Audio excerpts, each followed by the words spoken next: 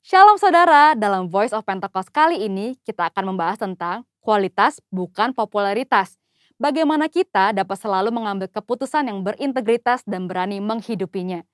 Pada keadaan saat ini, dengan adanya pembatasan sosial dan segala sesuatu yang dibuat serba online, integritas kita menjadi sangat diuji. Misalnya, ketika meeting online sengaja mematikan video seolah mengalami gangguan teknis, padahal untuk mengerjakan hal yang lain.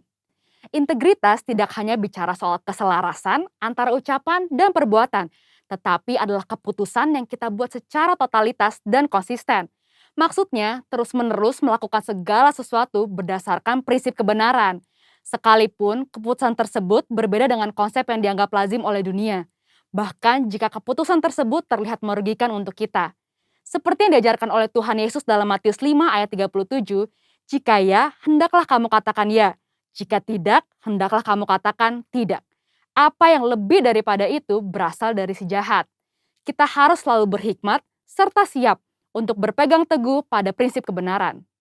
Saudara mungkin pernah menghadapi situasi yang memaksa saudara melakukan sesuatu yang tidak benar, baik di pekerjaan, bahkan di pelayanan atau hubungan sosial, entah karena diminta atasan atau orang yang kita kasihi.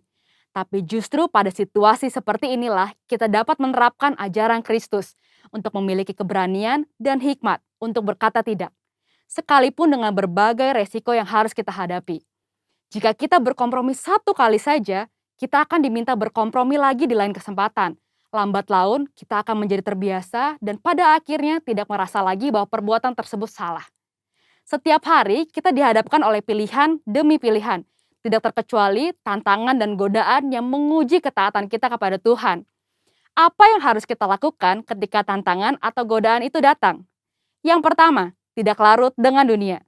Di zaman postmodern ini, toleransi dibuat mengarah kepada kompromi yang berbeda dengan kebenaran Alkitab. Orang yang toleran selalu dianggap berpikiran luas, bebas, dan humanis. Sehingga orang percaya yang berani berdiri teguh dalam mempertahankan kebenaran firman Tuhan dalam kehidupan sehari-hari semakin berkurang. Kompromi pun sudah dianggap biasa di kalangan gereja yang dulu menekankan pentingnya ketaatan pada firman Tuhan. Keadaan ini mengingatkan akan kisah Daniel, seorang pemuda Israel yang mengalami pembuangan saat Yerusalem ditaklukkan oleh Babel. Pada saat itu, Raja Babel membawa Daniel dan orang-orang terbaik lainnya untuk diajar ilmu pengetahuan dan dibentuk karakternya. Mereka sangat diistimewakan dengan harapan orang-orang tersebut akan loyal kepada Babel. Namun, walaupun mendapatkan kehidupan yang enak dan masa depan yang cerah, Daniel tetap memilih untuk menjalankan perintah Tuhan. Dia tidak memakan makanan raja yang tidak sesuai dengan hukum Taurat. Daniel sadar, sebagai anak Tuhan, ia harus tetap taat, walaupun hidup di tengah bangsa yang tidak mengenal Tuhan. Yang kedua, tidak malu menghidupi kebenaran. Hidup dalam kebenaran adalah hidup tanpa kepalsuan, hidup dengan jujur. Yesus adalah kebenaran. Sebagai pengikut Kristus, kita harus memperkatakan dan mempraktekkan kebenaran dalam hidup. Orang menganggap perintah-perintah yang diberikan Yesus terlalu kaku dan tidak relevan pada zaman ini. Padahal memang kebenaran tidak bergantung pada perasaan, pengalaman, atau penafsiran yang bersifat subjektif. Kebenaran Allah adalah benar tanpa pengecualian. Orang Kristen yang sejati akan melihat integritas dirinya sebagai suatu harga diri terpenting. Kita tidak perlu merasa takut berpihak kepada kebenaran. Alkitab berkata pada 1 Petrus 4 ayat 16, jika ia menderita sebagai orang Kristen, maka janganlah ia malu, melainkan hendaklah ia memuliakan Allah dalam nama Kristus itu. Biarlah kita tetap mempertahankan kebenaran dan memuji Tuhan. Yang ketiga, hidup seperti Yesus hidup. Yesus adalah kebenaran. Untuk dapat hidup secara benar, maka kita harus hidup dalam Yesus. 1 Yohanes 2 ayat 5-6 berkata, tetapi barang siapa menuruti firman-Nya, di dalam orang itu sungguh sudah sempurna kasih Allah. Dengan itulah kita ketahui bahwa kita ada di dalam Dia. Barang siapa mengatakan bahwa ia ada di dalam Dia, ia wajib hidup sama seperti Kristus telah hidup. Hidup menjadi sama seperti Kristus merupakan kehendak Bapa. Yesus menjelaskan lebih lanjut dalam Matius 5 ayat 48. Karena itu haruslah kamu sempurna, sama seperti Bapamu yang di surga adalah sempurna. Jika kita berkata hidup dalam Bapa, kita menjadikan Yesus sebagai Tuhan dan Juru Selamat di dalam hidup ini. dan kita wajib hidup sama seperti Yesus telah hidup. Mari kita minta pertolongan Roh Kudus untuk memimpin hidup kita pada zaman sekarang. Kita harus menyadari bahwa kita adalah anak Tuhan, maka kita harus hidup sesuai dengan firman Tuhan. Seperti Kristus taat mengerjakan apa yang ditetapkan oleh Bapanya. Itulah yang menjadi kunci keberhasilan Kristus. Seringkali kita berpikir bahwa hidup sama seperti Kristus menjadikan hidup kita terkekang dan menderita. Padahal, jika kamu tetap dalam firman-Ku, kamu benar-benar adalah murid-Ku, dan kamu akan mengetahui kebenaran, dan kebenaran itu akan memerdekakan kamu. Seperti tertulis di Yohanes 8 ayat 31-32. Itulah sebabnya, selama di bumi, Yesus tidak pernah menyia-nyiakan kesempatan yang ada. Fokus hidupnya terpusat hanya untuk melakukan kehendak Bapa. Jadi, jika kita mengikuti teladan Yesus, kita akan hidup seperti Dia. Ketika dunia menawarkan kita untuk jadi serupa sepertinya, kita harus berani mengambil keputusan yang berintegritas, yaitu dengan berkata tidak. Tidak larut dalam dunia, tidak malu menghidupi kebenaran, dan yang terutama, hidup seperti Yesus telah hidup. Mari kita menjadi orang percaya yang berintegritas penuh di tengah dunia pada zaman ini. Untuk penjelasan lebih lengkapnya dari tim teologi kami, silahkan buka link yang ada di atas atau scan QR Code yang tersedia. Salam integritas, Tuhan Yesus memberkati. Mazmur 91. Dalam lindungan Allah. Orang yang duduk dalam lindungan yang maha tinggi dan bermalam dalam naungan yang maha kuasa akan berkata kepada Tuhan, tempat perlindunganku dan kubu pertahananku, Allahku yang kupercayai. Sungguh, Dialah yang akan melepaskan engkau dari jerat penangkap burung, dari penyakit sampar yang busuk. Dengan kepaknya Ia akan menudungi engkau, di bawah sayapnya engkau akan berlindung. Kesetiaannya ialah perisai dan pagar tembok. Engkau tak usah takut terhadap kedahsyatan malam, terhadap panah yang terbang di waktu siang, terhadap penyakit sampar yang berjalan di dalam gelap, terhadap penyakit menular yang mengamuk di waktu petang. Walau 1.000 orang rebah di sisimu dan 10.000 di sebelah kananmu, tetapi itu tidak akan menimpamu. Engkau hanya menontonnya dengan matamu sendiri dan melihat pembalasan terhadap orang-orang fasik. Sebab Tuhan ialah tempat perlindunganmu, yang maha tinggi telah kau buat tempat perteduhanmu. Malapetaka tidak akan menimpa kamu, dan tulah tidak akan mendekat kepada kemahmu. Sebab malaikat-malaikatnya akan diperintahkannya kepadamu untuk menjaga engkau di segala jalanmu. Mereka akan menatang engkau di atas tangannya, supaya kakimu jangan terantuk kepada batu. Singa dan ular dedung akan kau langkahi, engkau akan menginjak anak singa dan ular naga. Sungguh, hatinya melekat kepadaku, maka aku akan meluputkannya. Aku akan membentenginya, sebab ia mengenal namaku. Bila ia berseru kepadaku, aku akan menjawab. Aku akan menyertai dia dalam kesesakan. Aku akan meluputkannya dan memuliakannya. Dengan panjang umur akan kukenyangkan dia, dan akan kuperlihatkan kepadanya keselamatan daripadaku. Pengumuman Warta Sepekan GBI Basura City. Ibadah Raya Minggu diadakan pada pukul 10 pagi. Doa pagi setiap hari Senin sampai Sabtu pukul 5:30 pagi. Mari bergabung dalam KUL yang diadakan setiap hari Jumat pada pukul 7:30 malam. Bila saudara membutuhkan pelayanan jemaat, saudara dapat menghubungi sekretariat gereja.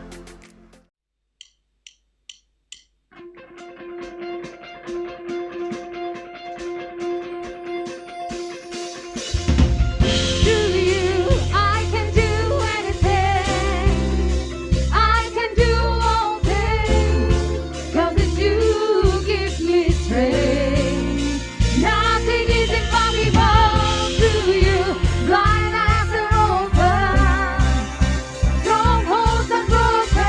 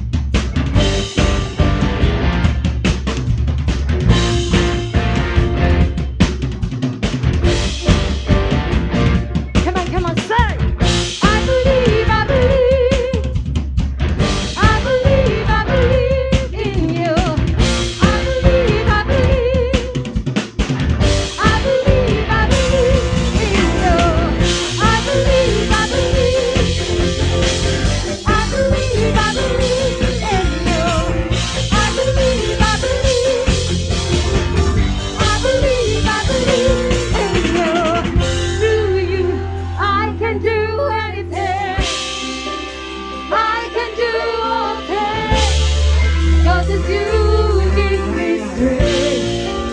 Nothing is impossible to you.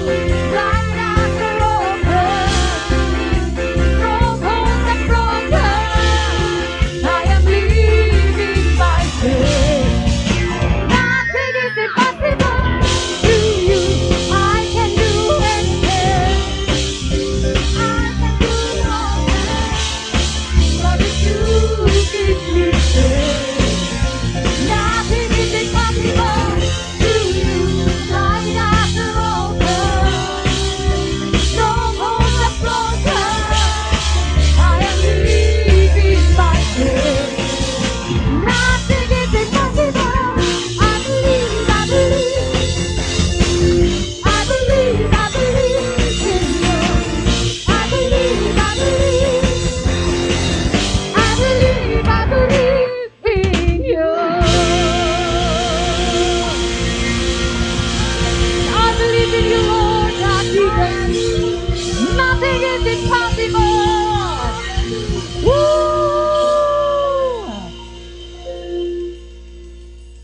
Haleluya. Mari sebentar Bapak Ibu Saudara kita akan membacakan untuk deklarasi Pentakosta ketiga. 1. Pentakosta ketiga adalah pencurahan Roh Kudus yang dahsyat di zaman ini, melebihi yang terjadi di Azusa Street. 2. Pentakosta ketiga akan mengakibatkan penuaian jiwa yang terbesar dan yang terakhir sebelum Tuhan Yesus datang kembali. 3. Pentakosta ketiga akan membangkitkan generasi Yeremia, yaitu anak-anak muda yang dipenuhi Roh Kudus, cinta mati-matian kepada Tuhan Yesus, tidak kompromi terhadap dosa, dan akan bergerak untuk memenangkan jiwa. 4. Pentakosta ketiga lahir di Indonesia yang bergerak ke bangsa-bangsa. Gerakan ini dari timur ke barat dan akan kembali ke Yerusalem.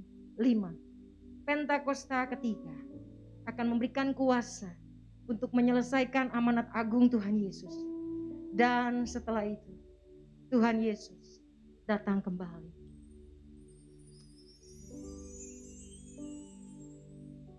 Bapak terima kasih Tuhan. Satu hari lagi Tuhan beri kesempatan buat kami. Kami boleh datang sama Tuhan. Kami boleh beribadah. Kami tahu semua hanya karena kebaikan Tuhan. Saat ini kami buka hati kami lebih lagi Tuhan. Kami mau bebaskan roh kami untuk kami menyembah Tuhan. Kami mau buka hati kami. Kami mau mengalami Engkau.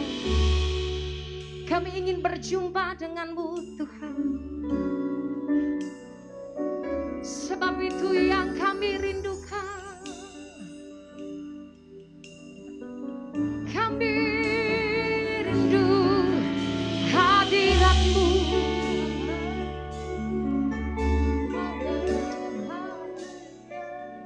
Kalau kami ada sampai hari ini, semua karena kasih-Mu. Semua karena anugerah-Mu. Oh Yesus.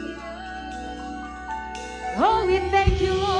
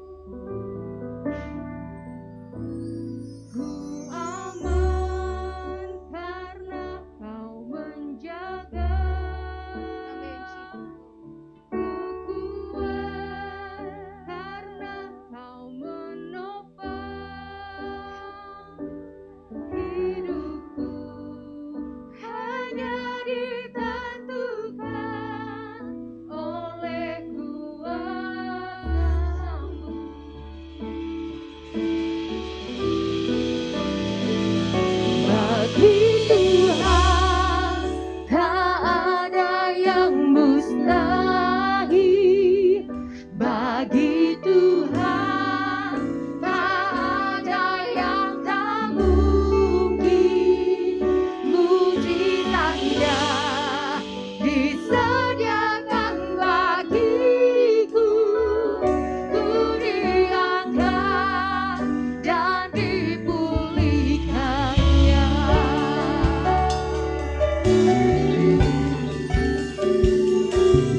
Ku yakin saat kau berfirman, ku menang saat kau bertindak. Hidupku hanya ditentukan oleh perkataanmu.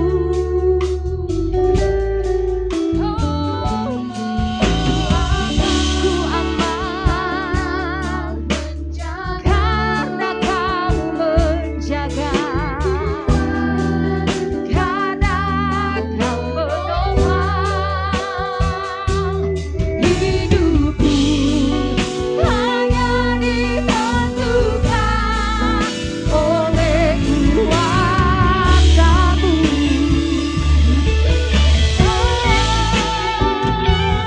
Bagi Tuhan tak ada yang mustahil. Bagi Tuhan tak ada yang tak mungkin. Mujizatnya disediakan bagiku. Ku diangkat dan dipulihkannya. Bagi Tuhan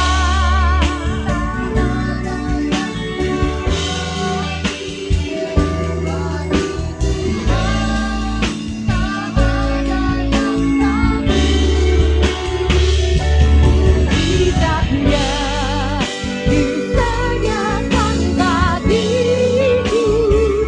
Ku diangkat dan dipulihkannya. Bagi Tuhan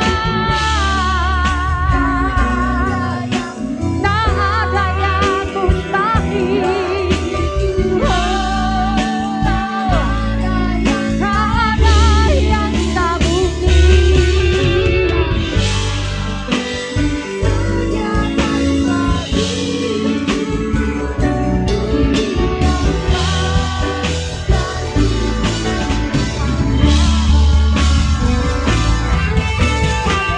Tidak ada yang mustahil bagi-Mu Tuhan. Kami percaya Engkau Allah, Kau Bapa yang tidak pernah lalai untuk menepati janji-janji-Mu dalam hidup kami. Kami percaya tidak ada yang mustahil bagi-Mu. Haleluya. Biarlah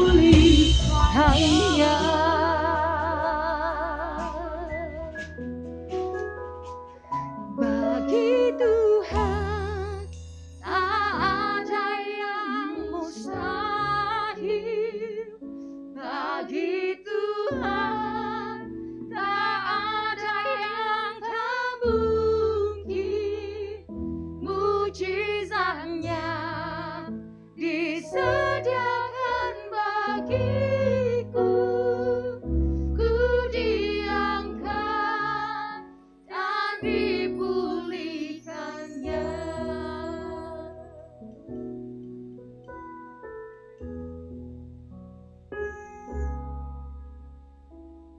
Kami percaya tidak ada yang mustahil buat Tuhan kerjakan dalam hidup kami.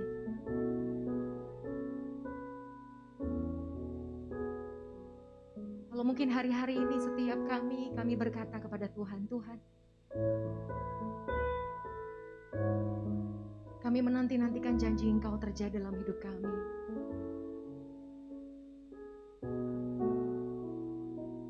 Kami percaya waktumu adalah waktu yang terbaik, Tuhan.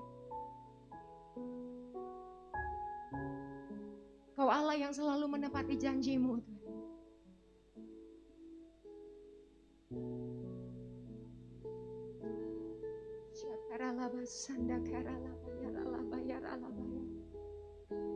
Mari Bapak Ibu Saudara, mari pegang terus janji Tuhan dalam hidup kita.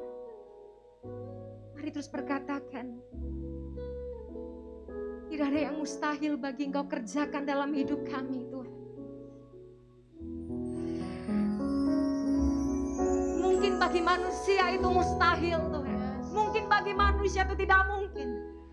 Tapi satu hal yang kami percaya, Engkau Allah yang turut bekerja dan selalu mendatangkan kebaikan dalam hidup kami. Dan kami berkata, tidak ada yang tidak mungkin bagi Tuhan kerjakan. Mari buka hatimu Bapak Ibu Saudara. Waktu setiap kita menaikkan pujian ini, mari nyanyikan dari hatimu. Hati yang berkata sama Tuhan, tidak ada yang mustahil. Tuhan, Engkau sanggup pulihkan kami. Engkau sanggup sembuhkan kami. Engkau sanggup, Tuhan. Allah yang tidak pernah berubah. Dulu, sekarang, bahkan sampai selama-lamanya.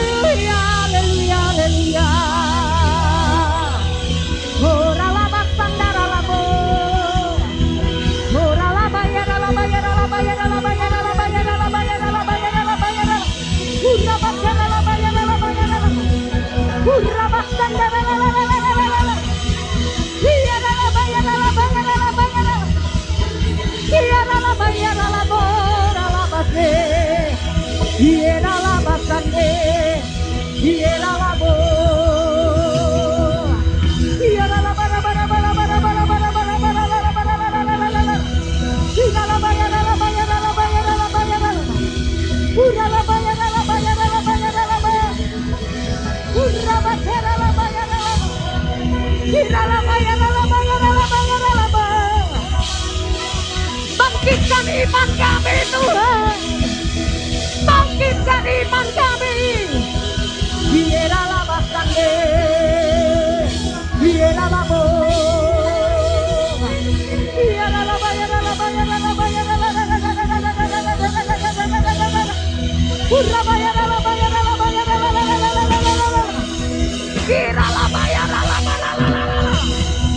Tiada yang mustahil bagimu. Haleluya, haleluya, haleluya.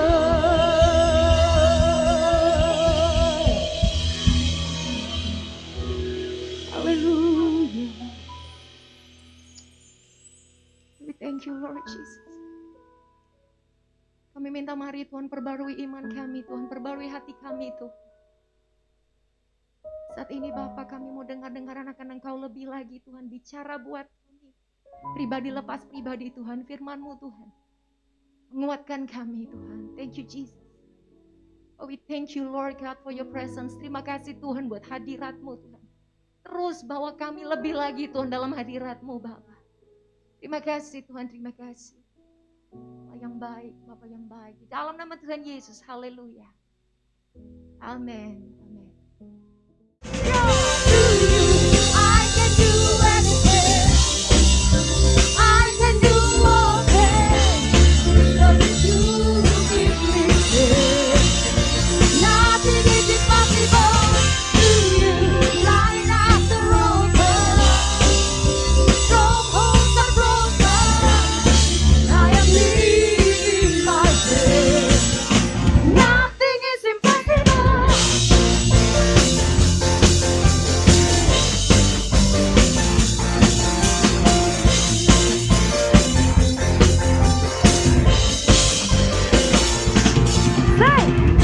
I'm not gonna live by what I see.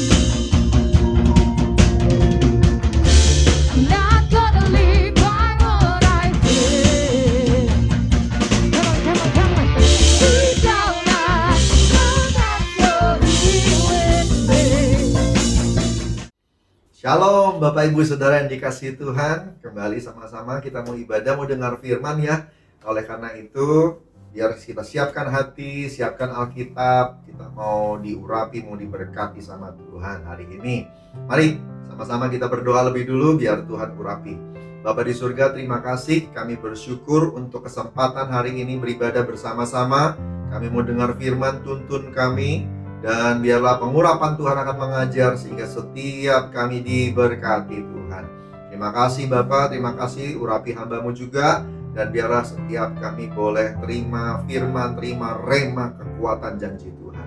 Dalam nama Tuhan Yesus. Haleluya. Amin. Amin. Puji Tuhan. Saudara yang dikasihi Tuhan, bagi Anda yang senang judul khotbah, maka judul khotbahnya hari ini adalah berkat dari kesetiaan. Puji Tuhan ya. Saudara dikasihi Tuhan, Tuhan senang dengan setia. Kenapa? Karena kesetiaan itu adalah karakter Tuhan sendiri. Hari-hari ini kalau kita lihat dunia makin jahat. Orang setia makin susah didapat. Setia itu mahal. Ya, setia itu mahal. Baik ada ya, saudara dikasihi Tuhan. Tapi setia itu bicara tentang hal-hal yang panjang, yang teruji. Bicara soal konsistensi, makanya susah nyarinya. Tapi kalau udah dapet, wah itu mahal banget, saudara dikasihi Tuhan ya. Nah, tahukah Anda bahwa kesetiaan adalah salah satu yang dikehendaki oleh Tuhan untuk Anda dan saya bisa sama-sama Dia selama-lamanya. Saudara yang dikasihi Tuhan, kesetiaan adalah barometer, salah satu dari barometer untuk bersama-sama dengan Tuhan. Di kitab Wahyu pasal 17 ayat 14, ayat itu berbunyi tentang peperangan antara anak domba dan semua orang yang menyertainya dengan musuh. Dengan musuh, dengan kerajaan kegelapan. Saudara dikasihi Tuhan, bunyinya gini, Mereka akan berperang melawan anak domba. Tetapi anak domba akan mengalahkan mereka karena ia adalah Tuhan di atas segala Tuhan dan Raja di atas segala Raja. Mereka yang bersama-sama dengan dia, dengan anak domba, juga akan menang. Yaitu mereka yang terpanggil, yang telah dipilih, dan yang setia. Jadi mereka yang menang bersama dengan Tuhan, itu adalah orang-orang yang setia. Berapa banyak yang mau jadi orang yang menang bersama-sama dengan Tuhan? Amin. Saya juga mau, saudara, supaya kita juga berkemenangan. Bukan cuma nanti, tapi dari sekarang kita menang bersama dengan Tuhan. Amin. Saudara yang dikasihi Tuhan, setia adalah satu ukuran untuk berada bersama-sama pasukan Tuhan, ya, bersama-sama dengan Tuhan. Daud di Mazmur 37 juga mengucapkan tentang hal ini. Kalau kita mau diberkati, maka kita harus belajar setia. Kalau kita mau hidup doanya dijawab sama Tuhan, maka kita harus belajar setia. Mazmur 37 ayat 3 sampai dengan 4 mengatakan begini. Percayalah kepada Tuhan, 1, lakukanlah yang baik, dan diamlah di negeri, dan berlakulah setia, bergembiralah karena Tuhan, maka ia akan memberikan kepadamu apa yang diinginkan oleh hatimu. Puji Tuhan ya. Berapa banyak di sini yang apa yang ada di hati ingin dijawab sama Tuhan, diberikan oleh Tuhan. Saudara dikasih Tuhan, semua mau? Saudara, kalau mau, maka kita lihat firman Tuhan ini berjanji gini, percaya pada Tuhan, lakukan yang baik, diamlah di negeri dan berlakulah setia, bergembiralah karena Tuhan, maka ia akan memberikan kepadamu apa yang diinginkan oleh hatimu. Luar biasa ya, salah satunya adalah setia. Setia. Nah, saya jadi ingat waktu Tuhan Yesus berkhotbah tentang akhir zaman. Pak Niko mengatakan hari-hari ini kita harus siap-siap untuk kedatangan Tuhan yang kedua. Nah, saya jadi ingat khotbahnya Tuhan Yesus tentang akhir zaman di Matius 24 ayat 3 sampai 14. Tuhan Yesus mengucapkan tanda-tanda yang menjelaskan tentang kedatangan Tuhan yang kedua, ya. Ada muncul nabi palsu, Mesias palsu, ada deru perang, ada bangsa yang akan bangkit melawan bangsa, kerajaan melawan kerajaan, ada kelaparan, ada gempa bumi, anak-anak Tuhan akan disiksa, dibunuh, dan dibenci. Dan salah satunya juga adalah penyakit sampar, saudara. Ya, penyakit sampar.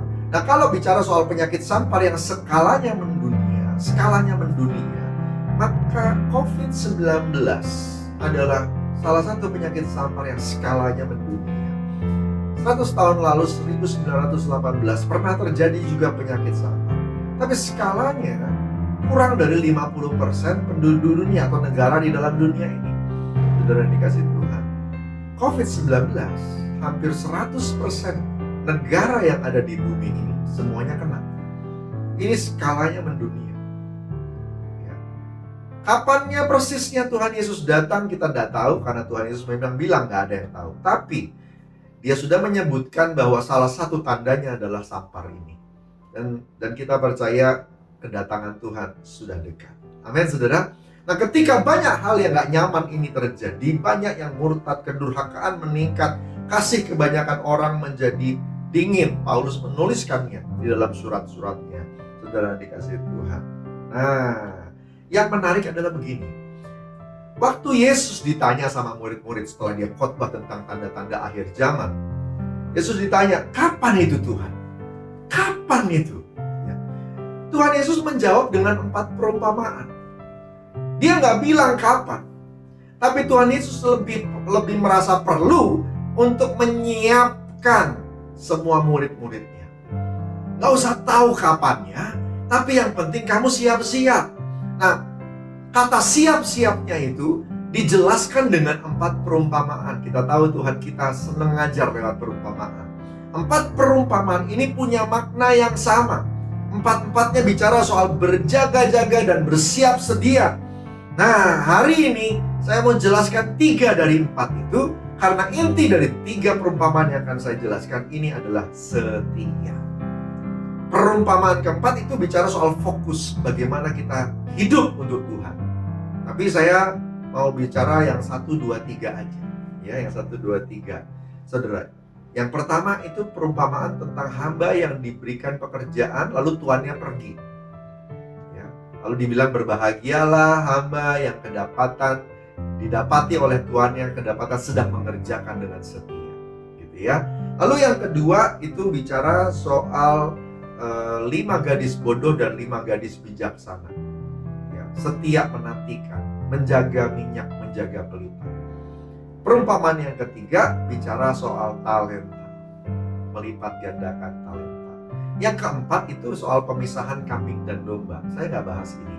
Pemisahan kambing dan domba ini bicara soal fokus kita, menolong orang dan menjadi berkat buat sesama dan memuliakan nama Tuhan. Saya nggak bahas ini karena intinya bukan soal kesetiaan, tapi yang 1, 2, 3 setia. Ya. Kesetiaan itu langka di zaman hari-hari ini. Kesetiaan adalah kualitas yang surga inginkan. Tadi kita sudah dengar ayat-ayatnya. Berapa banyak di tempat ini Bapak Ibu Saudara yang beribadah bersama-sama dengan saya yang punya kerinduan ingin masuk surga. Haleluya. Yang mau aja, yang angkat tangan. Ya, saya percaya semuanya mau. Amin. Saudara yang dikasihi Tuhan, kesetiaan adalah kualitas yang dicari surga. Suami yang setia, istri yang setia, kalau belum menikah pacar yang setia, anak-anak yang setia, hamba Tuhan yang setia, pemimpin yang setia, jemaat yang setia, dan seterusnya. Amin. Saudara dikasih Tuhan, bayangkan setelah perjalanan kekristenan kita bertahun-tahun, saudara dikasih Tuhan, di titik terakhir menjelang kedatangan Tuhan, setelah semua yang engkau jalani, engkau nggak jaga-jaga, waktu diuji nggak setia. Sayang banget kan ya, kalau di garis akhir kita semua gagal. Saudara, mari belajar setia. Yang mau belajar setia, angkat tangannya. Saudara akan diberkati Tuhan. Amin. Saudara dikasih Tuhan, yuk belajar setia. Setia dalam bahasa Ibraninya emunah. Dalam bahasa Yunaninya pistos. Ya, pistos itu setia. Kalau pisteo itu iman, percaya. Ya, berarti ada hubungannya nih. Karena akar katanya sama, percaya. Ya, pisteo itu iman, percaya. Kalau pistos itu setia. Kok setia sama percaya ada hubungannya? Ada hubungannya karena akar katanya sama. Saudara, arti perumpamaan yang pertama ini ya. Arti perumpamaan yang pertama, setia itu sebenarnya begini, layak dipercaya. Makanya akar katanya sama.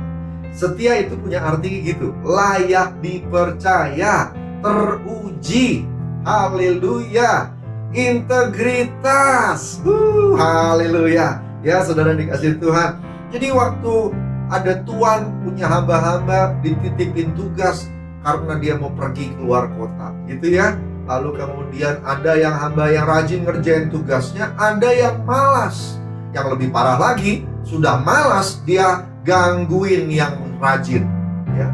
Nah, lalu kemudian tuannya datang mendadak. Nah, lalu kemudian ada pesan di sana kesimpulannya. Berbahagialah hamba yang didapati tuannya ketika tuannya datang sedang mengerjakan pekerjaannya. Hamba yang setia. Kata setia di sana pistos. Pistos artinya layak dipercaya. Layak dipercaya. Apakah Anda orang yang layak dipercaya? Saudara dikasih Tuhan, kita kadang-kadang mungkin bertanya-tanya, komplain. Kenapa ya doa kita belum dijawab? Kenapa ya kita belum ada terobosan soal keuangan? Coba periksa yuk, apakah kita termasuk hamba yang layak dipercaya? Ya, kualitas itu harusnya kita miliki dulu, baru kita bisa nanti dapat, saudara. Standarnya sampai dulu. Ayo, kita waktu diuji jangan lari. Waktu ada ujian kesetiaan, kita jangan lari. Lakukan yang terbaik. Lakukan yang terbaik sebagai suami. Lakukan yang terbaik sebagai istri. Lakukan yang terbaik sebagai papa mama yang bertanggung jawab untuk anak-anaknya. Lakukan yang terbaik untuk dirimu sendiri juga. Kalau engkau tidak menghargai dirimu dan memberikan yang terbaik untuk dirimu, siapa lagi yang mau diminta untuk memberikan yang terbaik? Saudara yang dikasihi Tuhan, layak dipercaya. Layak dipercaya. Bahkan ketika gak ada yang lihat kita, Itu namanya integrity, integritas. Ketika orang tidak lihat kita, kita mau nggak tetap setia sama Tuhan, setia sama panggilan, setia sama tanggung jawab pekerjaan yang Tuhan kasih. Ya, hari-hari ini nyari kerja itu susah, saudara dikasih Tuhan. Jadi kalau lagi dipercaya sama Tuhan, lagi dipercaya sama pimpinan, kerjakan sungguh-sungguh, produktif, berbuah, be fruitful and multiply. Yang mau dan setuju sama saya katakan amin. Soal nanti kita dapat apa, jangan khawatir. Allah tidak pernah berhutang. Apa yang kau tabur pasti kau tuai. Amin. Teruslah bekerja, teruslah berusaha. Jadilah orang yang layak dipercaya. Saya berdoa Bapak Ibu Saudara semua adalah orang-orang seperti itu. Amin. Yang kedua, saudara, apa itu setia? Ya, di perumpamaan yang kedua, Tuhan cerita tentang 10 gadis, 5 bodoh, 5 bijaksana. Saudara dikasih Tuhan. Matius 25 ayat 1 sampai 13. Ayatnya panjang, saya nggak jelasin, nggak baca satu-satu ya.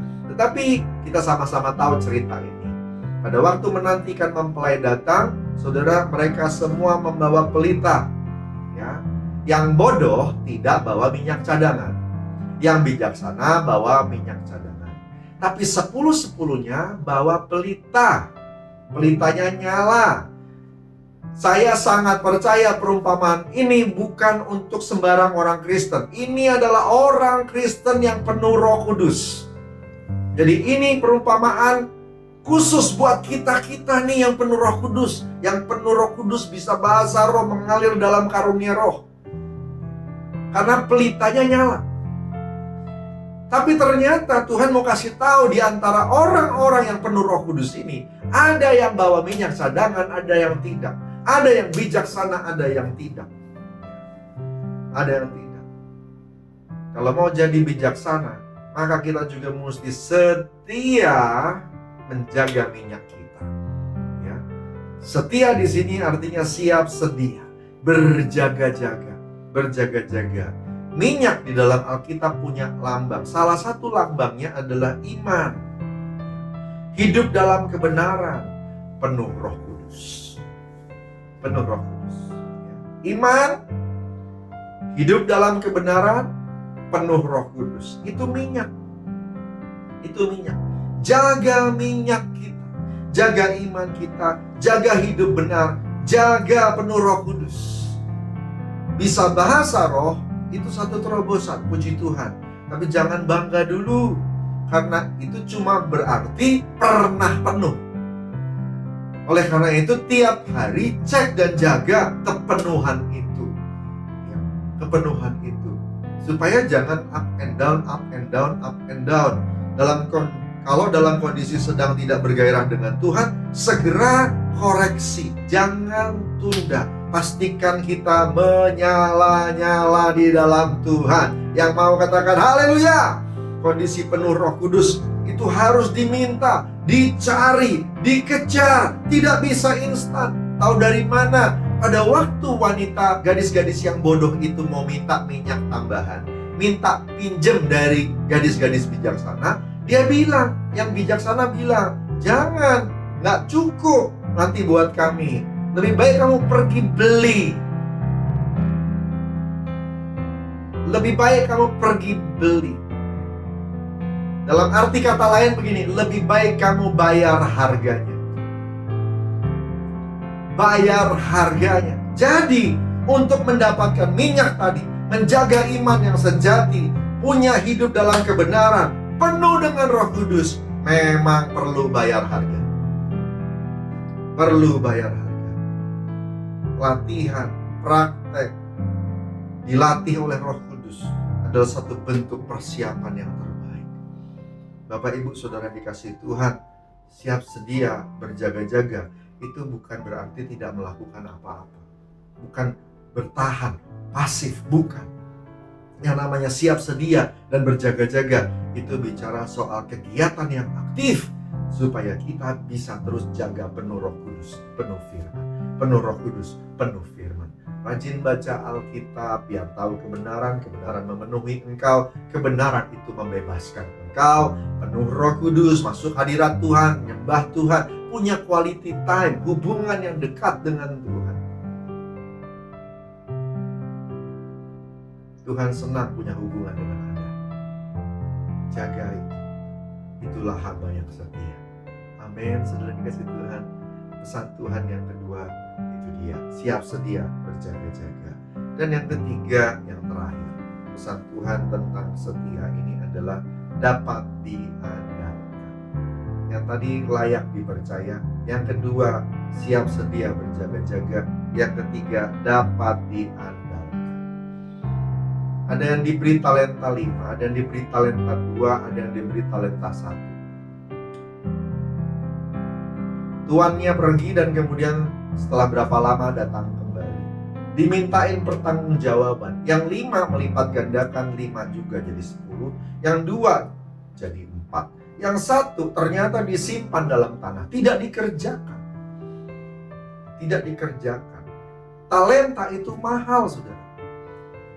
Talenta itu mahal. Talenta itu mahal. Besar sekali angkanya. Saya sudah pernah hitung ini. Kira-kira ya. Kira-kira saudara dikasih Tuhan. 1 talenta itu kira-kira 200 juta rupiah. Kira-kira. Itu gede atau kecil, saudara? Itu angka yang besar. Saya tidak tahu apa alasannya. Hamba yang cuma dapat 1 talenta itu lalu kemudian cuma nyimpan di tanah. Mungkin dia berpikir, apa saya kecil ya? Yang itu kok 5, yang itu kok 2. Saya nggak tahu apakah itu alasannya. Tapi sebenarnya 1 talenta pun besar. Ya. 1 talenta itu besar, saudara dikasih Tuhan. 1 talenta itu sekitar 100.000 dinar. Sekitar 100.000 dinar, saudara. 1 dinar itu upah 1 hari. Upah 1 hari. Bayangin, saudara, gede banget kan? Gede banget. Jadi upah sekian tahun itu. Nah, tapi waktu dibilang dapat 1 talenta, orang ini kok cuma simpan-simpan di tanah aja. Nggak bisa diandalin sama tuannya. Tuannya inginnya dilipat gandakan, dikerjakan. Apa yang dipercaya harusnya berbuah, harusnya berlipat ganda. Dilihat atau tidak dilihat, diakui atau tidak diakui, kerjakan tugas. Bahkan waktu kita bosan. Talenta bicara tentang waktu. Talenta bicara tentang waktu yang Tuhan percayakan. Talenta bicara soal kesempatan. Halo, Anda dapat kesempatan, dikerjain nggak kesempatannya? Talenta bicara soal kemampuan untuk melayani Tuhan dengan sungguh-sungguh. Tapi ada yang diberi kesempatan melayani Tuhan tapi tidak melayani Tuhan. Saudara dikasih Tuhan, jadilah hamba yang setia. Jadilah hamba yang setia.